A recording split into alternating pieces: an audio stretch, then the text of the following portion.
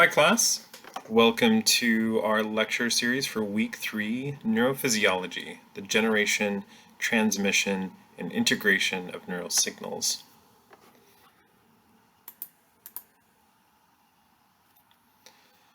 Our first lecture is going to be entitled Electrical Neurons. So our learning objectives for this are to identify the two physical forces that make up neurons, or make neurons more negatively charged inside than outside of the cell. We'll understand the changes in a neuron's membrane that produce a large electrical signal called the action potential.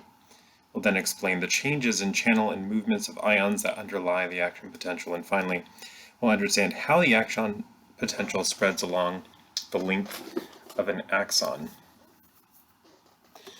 Now, in this lecture series, we're going to understand those physiological properties, how cells communicate with one another.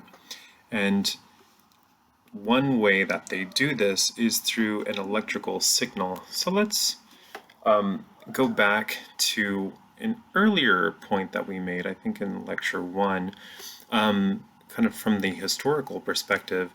But one question we can now ask is how the brain communicates with the body. And this is a question that had been asked by earlier researchers, and one that we had been introduced to at an earlier time point. That individual was Luigi Galvani. So he was born in 1737. He had established a lab working at the University of Padua, in which he had a variety of instruments available to him to generate electricity.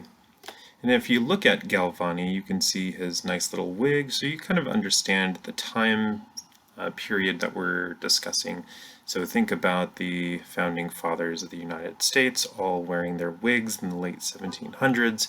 One of those founding fathers was Benjamin Franklin. It turns out that Franklin's own work on electricity was influencing researchers like Galvani about how electricity might underlie movements within the human body itself.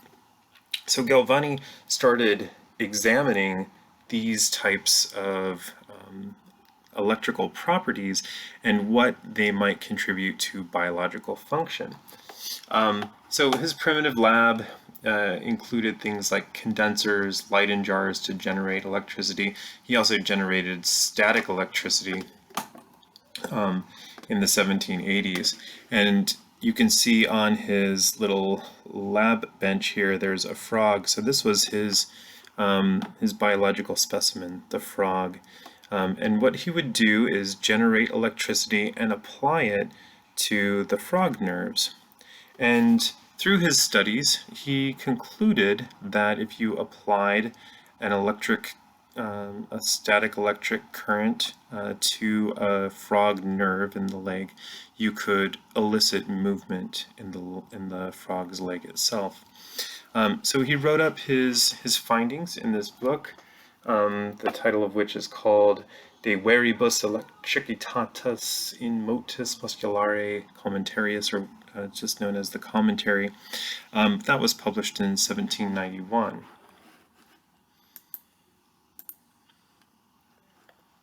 The commentary seeks to establish 4 points in support of animal electric fluid.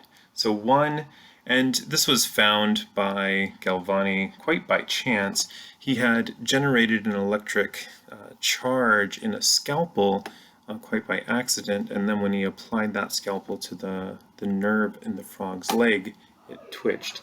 So his first point was a charged scalpel can transfer that electric charge to the muscle, causing it to twitch. Second, a long wire can conduct scalpel to nerve. So in his other experiment, he puts in a scalpel that has the charge and then has a wire connecting the scalpel to the frog leg, and it too moves the frog legs.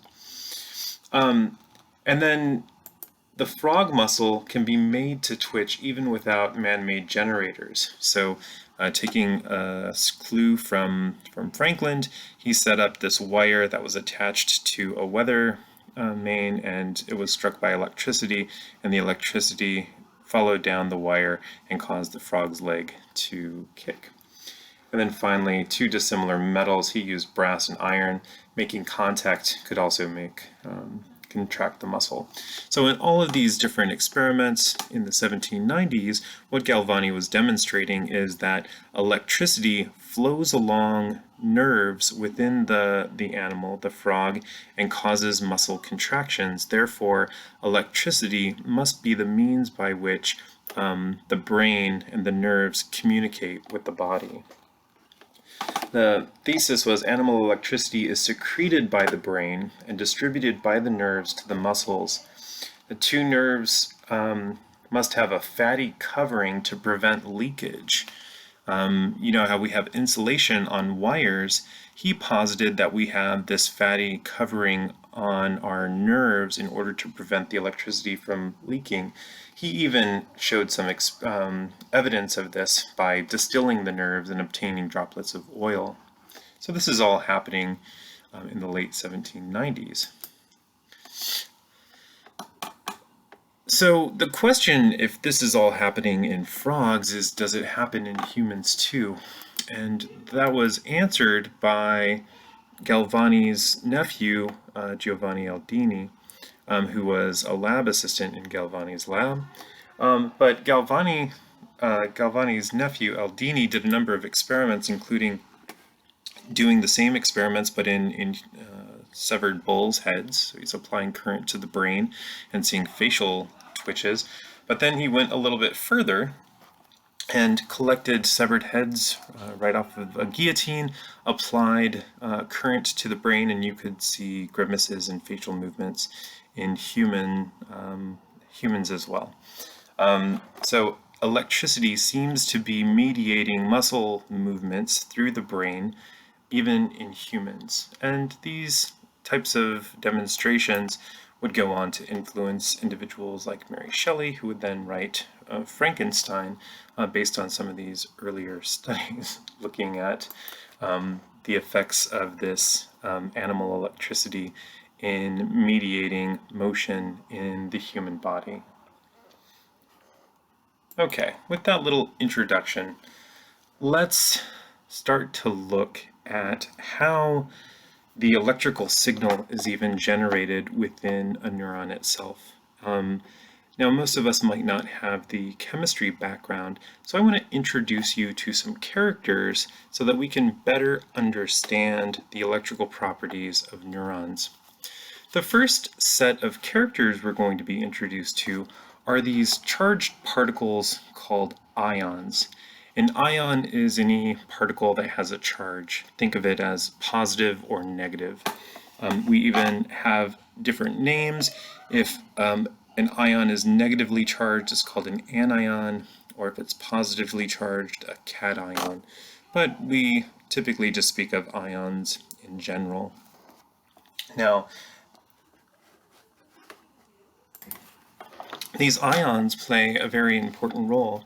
So early physiologists had noted that if they use recording electrodes, which are visualized here, and they look inside of the axon of a neuron relative to the outside, they get a negative voltage difference. That means the inside of that axon is more negative than the outside medium. So this is kind of visualized here. There's an inside of the cell. Imagine this is the axon, so it's more negative, and the outside is more positive at about -50 to -80 millivolts. That's a measure of voltage. So it's more negative inside the cell. The question is, how is that occurring? Why is it more negative inside the cell than outside the cell? One reason and one postulate was that there are more negative ions inside the cell than outside. So you get more negative ions accumulating on the inside. But data for that revealed things a little bit more complicated. So let's look at what could be happening within our axon. Now, these ions come in a number of different forms, and I want to introduce you to some further characters. We have sodium, which is Na, and potassium, which is K. Those are our main cations. They're positively charged ions, and they're going to play a dominant role in both the establishment of our what's called the resting membrane potential, that negative inside versus the outside, and also in communication along the axon called the action potential. We have a negative ion, good old chlorine or chloride, which is Cl minus. And chloride is our anion or negative ion. And we also have calcium, which is Ca2 plus. This is an anion. Now, for our purposes also, we should realize that proteins, which are large molecules, have a negative charge to it. And so if we look at the distribution of these ions in proteins, what we'll find is that there are some differences in their concentrations across the membrane of the axon. So this membrane here is called a phospholipid bilayer. It basically separates the outside from the inside, and it's made up of a substance, a fatty substance, that prevents things from moving back and forth. However, there are these things called channels that will allow certain ions to flow through that membrane channel, and some channels are closed, and those are going to play a role as well.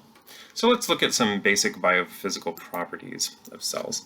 So there's two forces that are mediating these, that are causing the movement of these ions in different directions. The first is diffusion. Now think about if you're a coffee drinker or a tea drinker, you start with a black cup of coffee, and let's say you add some cream to it. I know some people are going, oh, sacrilege, but you add a little bit of cream to your black coffee, and what does it do? That black coffee then starts to lighten up, and if you add a little spoon and stir it, it becomes paler. How does that happen? It's because the milk or creamer is densely packed and white, and as it enters the coffee, it then starts to separate and diffuse or spread out, making the whole coffee more of a lighter complexion. So diffusion is a force that moves particles or these ions from an area of high concentration to an area of lower concentration along a concentration gradient, that is an area of high to low concentration. So that's one of the forces that's at play here. The second thing to realize is that the forces of diffusion are going to cause ions to spread down their concentration gradient, but only if they have the opportunity to move where their concentration is less concentrated. But if we have a semi-permeable membrane, like a phospholipid bilayer with a couple of channels, that's going to allow some particles to move through along their concentration gradient, but not other particles, here depicted in red. These red particles don't have an opportunity to go through this membrane, so they continue to be concentrated on one side of the membrane. The blue particles do have access through some pores or channels, and thus can flow along their concentration gradient. The second force that's at play is an electrostatic force. Opposites attract and likes repel. So if you have a positive charge, it wants to move towards a negative charge. And if you have two positive charges, they want to move away from each other. So electrostatic pressure causes ions to flow towards oppositely charged areas. And remember, ions by definition are charged particles. Some of them are positive and some of them are negative. So they're going to be influenced by this electrostatic pressure to move towards oppositely charged areas.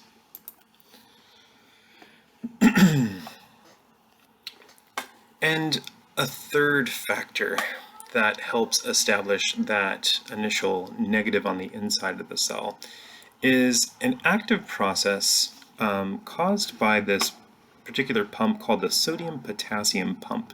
So the sodium-potassium pump is embedded within the membrane of our cell, and things can't just freely flow through this channel But what the sodium-potassium pump does is it uses energy to move 3 sodium ions out of the cell and move 2 potassium ions into the cell. This takes energy because, as we'll see, we're moving potassium into a negative area, so it's going against its electrostatic pressure.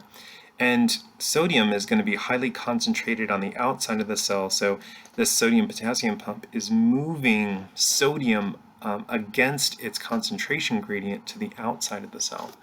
And that takes energy in the form of ATP. A lot of our glucose that we consume goes into producing or providing energy sufficient just to get our neurons to do nothing, to get into this resting membrane state. So the end result is that potassium ions accumulate in concentrations on the inside of the cell, and sodium concentrates on the outside of the cell. The negative charge builds up inside the cell, not caused specifically by the potassium, but by all of these proteins that are in there. So there's an overall net effect of a negative inside the cell. So let's look at the sodium-potassium pump again. If anyone, I don't know how dated a Drake meme is, but here's the sodium-potassium pump. It pumps 3 sodium ions out of the cell for every 2 potassium ions pumped in. The potassium ions accumulate inside the cell and diffuse out through the membrane. The negative charge builds up inside the cell, exerting electrostatic pressure that pulls the potassium ions back in. These forces are going to continue until a state of equilibrium is met. That means the electrostatic forces and the concentration gradient forces are going to equal each other out. That's called the equilibrium potential. But here's our overall state. We have a overall negative charge inside the cell, but a huge concentration of potassium inside relative to the outside. The potassium doesn't want to be there because it's positive, and it wants to go away from the negative proteins. Sodium is highly concentrated outside, not so much inside, and because it's positive, it wants to go inside the cell, but it can't. There's no channels to allow it. So that's our state, where there's an equilibrium potential met, but as you can see, the potassium would like to leave and the sodium would like to enter, but there's forces preventing that from happening. So this is our resting membrane potential. It is the neuron at rest. It's like the potential energy held in a pencil that you're holding up before you drop it. If you initiate some action that is loosening your fingers, then that pencil is going to drop. So what the resting membrane potential does is it sets up the neuron to do something. It gets it ready to fire, but it's not firing yet. So the next step then is the firing of the neuron, something we call the action potential.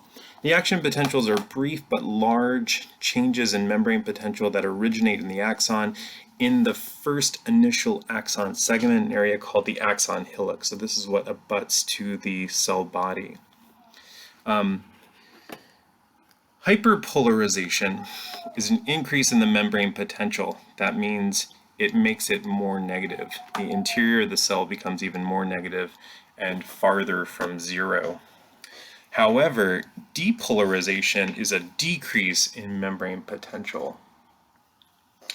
The interior of the cell becomes less negative. And as we will see, if we depolarize the cell sufficiently, we make it less negative at the axon hillock, then we can initiate an action potential. So let's look at that a little bit more fully. A depolarizing stimulus produces these things called local graded responses. So if the input into the dendrites is a positive signal, then that's eventually going to make it down to the cell body and can affect the polarization at the axon hillock. If the stimulus depolarizes the membrane to some point called threshold, which for axon or neurons are at about -40 millivolts, it triggers a brief action potential.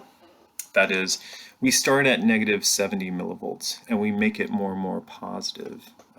-60, -55, -45. If we hit this magical number, -40, we've depolarized it, then we can initiate an action potential. The membrane potential reverses and the inside of the cell becomes positive. So that, in a nutshell, is the firing, which we refer to as the action potential. Action potentials have an all or none property. The neuron either fires or doesn't, and the amplitude of the potential is independent of the stimulus size. As I'm mentioning all of this, it seems a little bit convoluted. We really need some visuals here. And in another format, I would be doing a lot of board work to kind of walk us through this. I've included some videos of drawing out the action potential, and I highly recommend reading or watching those videos. But let's look at a schematic of an action potential. So what we're looking at here, these are millivolts, and this is over time. You can see that our resting membrane potential, if we're measuring it with a recording electrode, starts out at -65, and that -65 is established because it's more negative inside the cell than out. Over time, however, we receive some depolarizing stimulus. It becomes less negative inside the cell, and if we get to a point where it is depolarized sufficiently to that point called threshold, then we see this giant depolarization. In fact, the inside of the cell now becomes positive relative to the outside.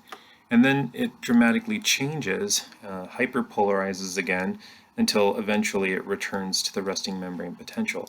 Now this is a physical representation or schematic representation of an action potential. This brief depolarization and hyperpolarization. What is happening to cause that change in membrane potential during the action potential? Well, if we look at some of the channels that are involved, remember we have a high concentration of potassium inside the cell and a high concentration of sodium outside of the cell. The sodium wants to come inside of the cell along its concentration and electrical gradients, but it can't because there's no channels that are open to allow it to do so. Threshold occurs at -40 because at that particular voltage, specialized channels called voltage-gated sodium channels open up. So they require activation at -40 millivolts, let's say. But once those channels open up, if there's a high concentration of sodium outside of the cell and the channel is opened up, where does that sodium now want to go? It wants to come into the cell along its concentration and electrical gradients. So with that huge influx of sodium coming through those voltage-gated sodium channels, you see a significant depolarization. So there's more and more sodium coming into the cell, making it more positive. Then at this peak, what's happening? So we're looking at channel 3 here. So here are the voltage-gated sodium channels are opened up, and we're coming. We're allowing the flow of those ions here. Here we have a closing of these, an opening of the potassium cells, the potassium channels. So more and more of that highly concentrated potassium is starting to leave the inside of the cell, and if that happens, then we have a hyperpolarization. And eventually, during these periods called the refractory period, you have a closing off of these channels by this this ball and chain method, and then eventually the channels are reset, and we are reestablishing the resting membrane potential. Okay.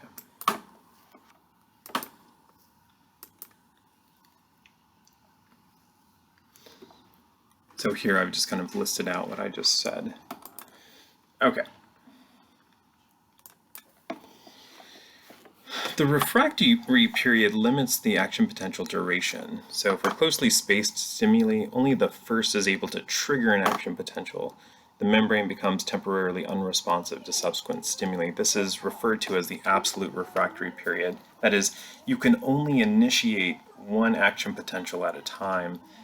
There needs to be a period of reset, and it's because the channels that are involved have this ball and chain that actually prevents them from opening up again before they're reset, and that takes some time.